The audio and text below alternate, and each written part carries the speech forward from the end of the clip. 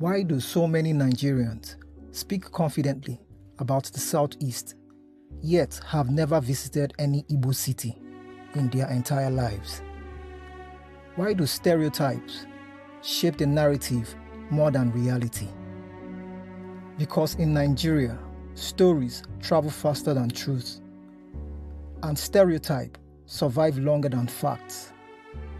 Today, let's break down how these stereotypes were formed, why they still shape how people see Igbo cities, and what the Southeast really looks like beyond the myth. Stereotypes don't start as lies. They start as stories, incomplete stories, exaggerated stories, stories that get repeated until they replace the real picture. For the Igbo people and the Southeast, stereotypes have shaped national perception for decades, not because the region is invisible, but because people prefer the mental images they already have. And those mental images, they are outdated, they are simplified, and they are wrong. So where did these stereotypes come from? 3 major sources. 1. Historical events that painted the Igbo identity in a fixed narrative. 2. Migration patterns that made outsiders assume the region lacked opportunity. 3. Media silence, which left many Nigerians with an incomplete view of Southeast development. Over the years, these factors shaped one big national assumption. If Igbos are everywhere building businesses, maybe home has nothing to offer. But that assumption ignores the real drivers: ambition, mobility, and the culture of expansion. Stereotypes simplified the story. Reality was far more complex. Another reason stereotypes stick is simple.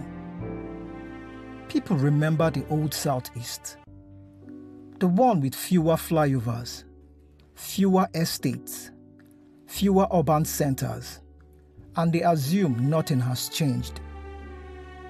Many Nigerians who left Enugu, Aba, or Owerri in the 90s still think those cities look the same today. They don't. Urban landscapes have transformed massively.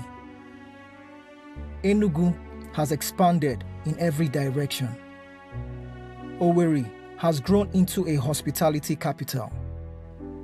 Abakaliki went from a quiet town to one of Nigeria's fastest modernizing cities. Awka's dualized highways, Nnewi's industrial clusters, Umuahia's clean suburbs. These were not realities of the past, but stereotypes freeze the region in time. One of the longest surviving stereotypes is the myth that the Southeast is underdeveloped. But let's look deeper. The Southeast development model is unique. It is people-driven, community-powered, and private sector dominated. While some regions depend heavily on government spending, the Southeast depends on its people. Private investors, hometown associations, town unions, and business networks. This means development happens quietly, without media hype. A community builds a road, no cameras. A businessman constructs an estate, no headlines. A town funds a hospital, no media coverage. So outsiders assume nothing is happening.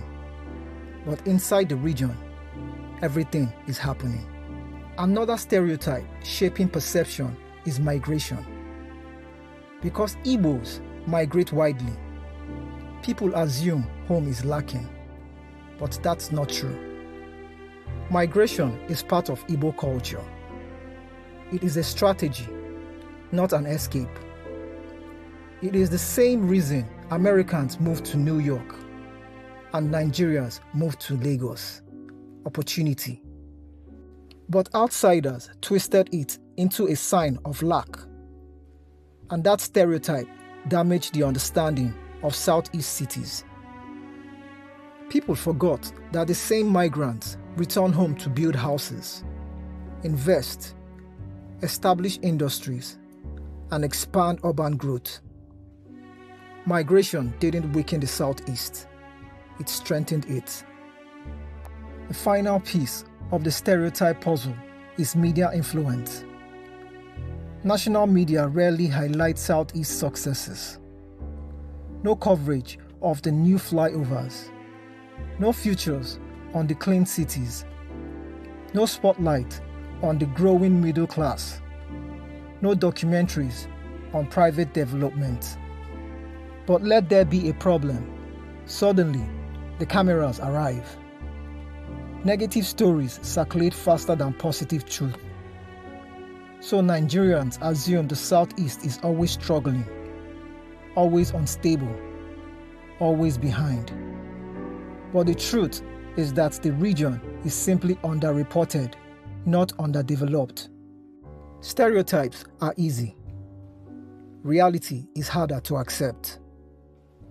But Igbo cities are rewriting the narrative. With development, ambition, and community strength, the Southeast is no longer the region people imagine. It is modern, it is expanding, it is evolving. And every day, more Nigerians are discovering the truth. The Southeast is a region rising.